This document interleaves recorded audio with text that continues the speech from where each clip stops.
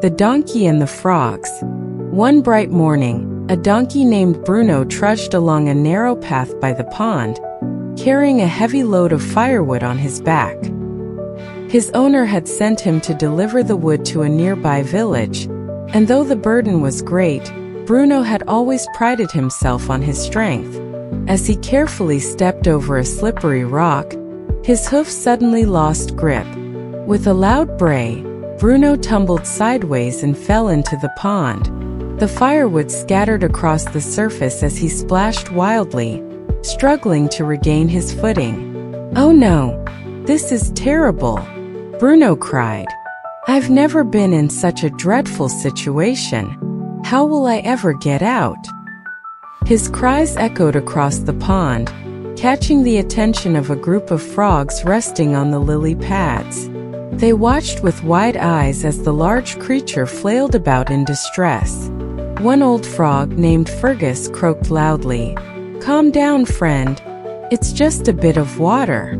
"A bit of water?" Bruno gasped. "I've never been this wet and uncomfortable in my life. I could drown." Fergus chuckled. "Drown? Look at us. We've lived in this pond all our lives. Every day we swim through these waters, leap from rock to rock, and rest on these lily pads. If you find this moment unbearable, what would you do if you had to live here forever?" Bruno blinked, his frantic movements slowing. He looked at the frogs, floating peacefully on the water's surface. The pond was their home, their entire world, and yet they were not troubled by it.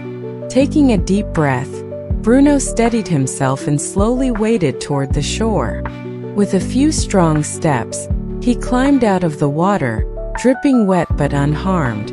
As he stood on solid ground, he realized something. He had panicked not because of the fall itself, but because he had never faced such an inconvenience before. The frogs, on the other hand, thrived in what he had seen as a disaster. Bruno turned back to the pond and nodded respectfully at the frogs. "Thank you for your wisdom. I see now that a small misfortune is only as big as I make it." Fergus smiled. "A wise lesson indeed. Trouble will come and go, but how you handle it is what truly matters."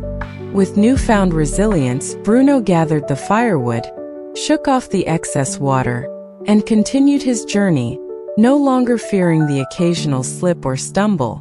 This story means that those who have never faced hardship may struggle with even the smallest setback.